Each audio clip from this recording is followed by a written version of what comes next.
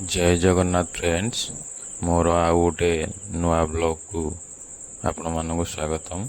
आज आम आउ गोटे महादेव मंदिर बुलवाक जाऊँ। चलतु देखा से पहुँचला देखी।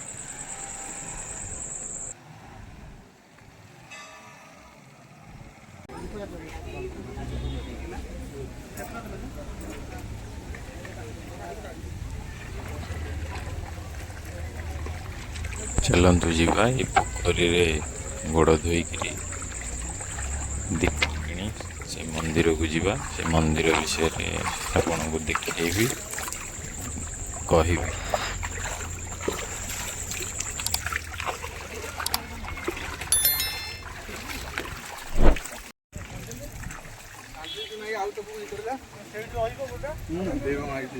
आज आम आसचे चंदनपुर स्थित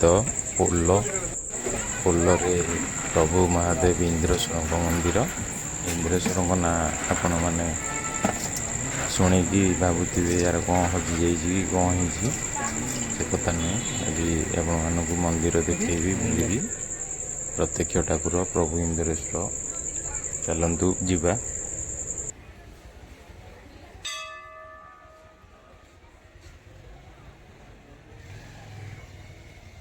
देखंतु मंदिर भीतर को एवे प्रवेश करछु।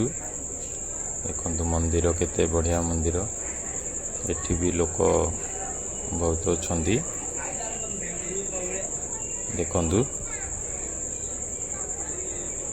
नंदी एठी विराजमान।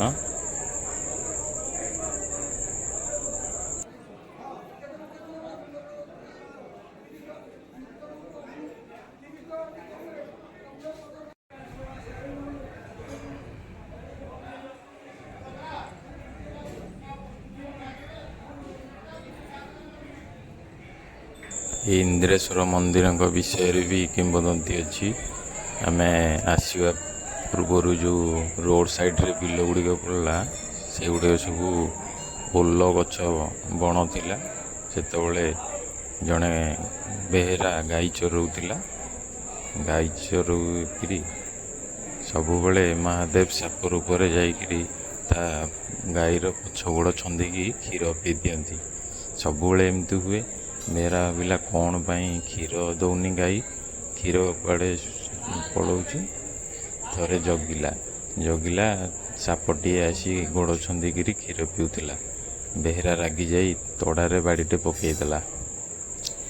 महादेव इंद्रेश्वर बेहरा को स्वप्नइले कहले तू अज्ञातरे अजाणतरे मते बाड़ी देचु।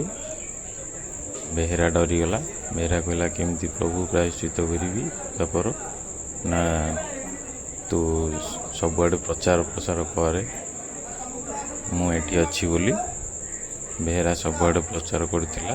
तापरे सेतेबेलर जैन धर्मीय राजा जड़े थिले ए मंदिर प्रतिष्ठा करथिले।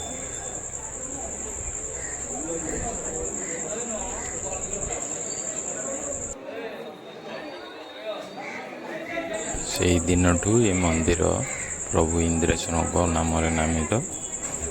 ये प्रबल लोक आसती मानसिक रखी मानसिक पूरण हुए। जार चोरी हो जाए कि जिनस कौन हजि जाए ये गुआ नड़िया बसाती मानसिक रखी। मानसिक पूरण हवा पर से आसी भोगराग कर जाती। आपण मैंने भी केतबे आसतु समय काढ़ी बढ़िया मंदिर भल लगे। फैमिली नहीं आसतु बुलिकी जी।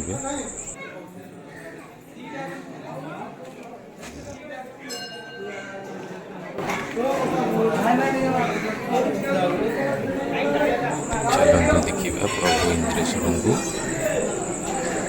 देखा जा। चलतु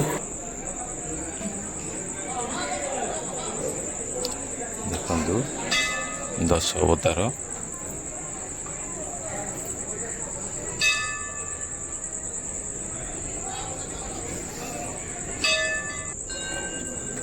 देखु नवग्रह भीतर गंभीरा भीतर अंधार देखा। देखु प्रभु इंद्रेश्वर को ଆଉ ଥରେ ଦେଖେଇବି। ଭିତରଟା ଅନ୍ଧାର ହୋଇଥିବାରୁ ଦିଶୁନି।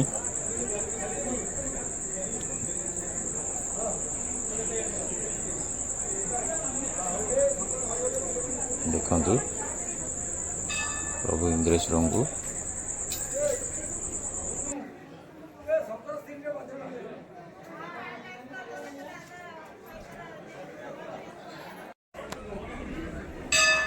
ଏବେ ଓଲ ଇନ୍ଦ୍ରେଶ୍ୱର ଆମେମାନେ ବୁଲି ଦେଖିଲୁ, ବଢ଼ିଆ ମନ୍ଦିର।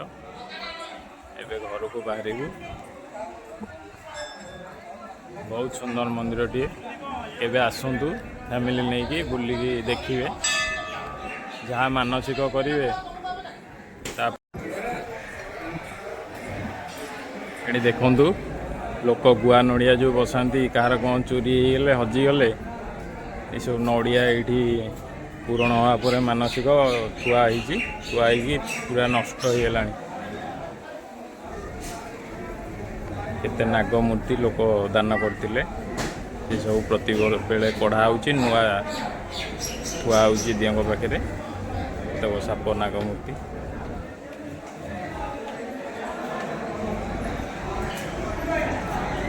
ଆଉ ଏଥର ମନ୍ଦିର ବାହାରକୁ ବାହାରିବା, ସବୁ ବୁଲିକି ଦେଖି ସାରିଲେଣି।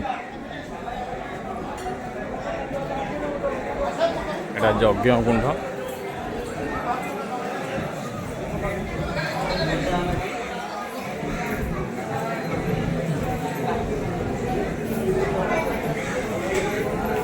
ଚାଲନ୍ତୁ ଯିବା ବାହାରକୁ,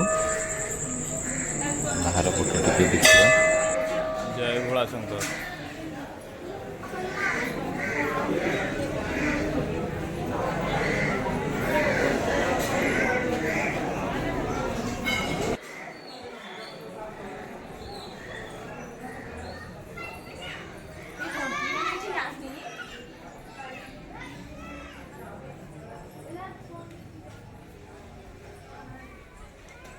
ଚାଲନ୍ତୁ ବାହାରକୁ ଯିବା, ବାହାର ପଟୁ ଟିକେ ମନ୍ଦିରର ଦୃଶ୍ୟ ଦେଖିବା।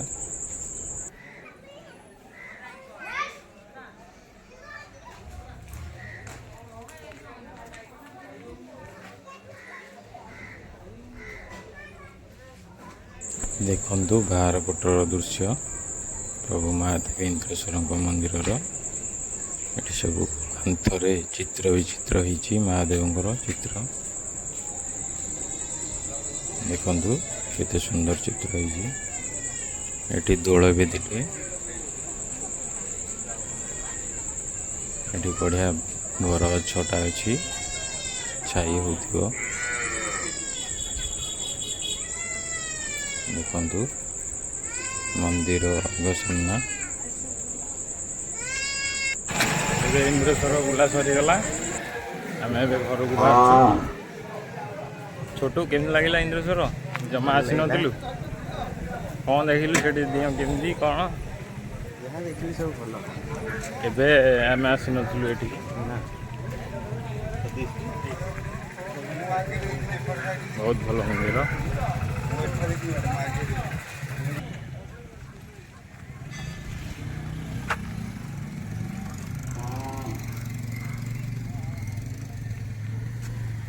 ଏଥର ଏବେ ଗାଡ଼ି ଆମେ କାଢ଼ିଲୁ ପାର୍କିଂ ପ୍ଲେସ୍ରୁ। ଏବେ ଘରକୁ ଯିବା। ଯଦି ଭିଡ଼ିଓଟି ଭଲ ଲାଗେ ଲାଇକ୍, ସେୟାର, ସବସ୍କ୍ରାଇବ୍ କରିବାକୁ ଭୁଲିବେ ନାହିଁ। ରହିଲୁ, ନମସ୍କାର।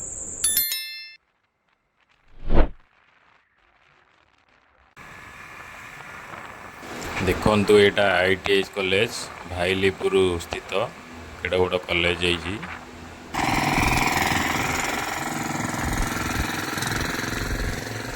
ଦେଖନ୍ତୁ କେତେ ଗରମ ହେଉଛି, ମଇଁଷିମାନେ ପୁରା ପାଣିରେ ବୁଡ଼େଇକି ଗାଧଉଛନ୍ତି, ରହିଛନ୍ତି।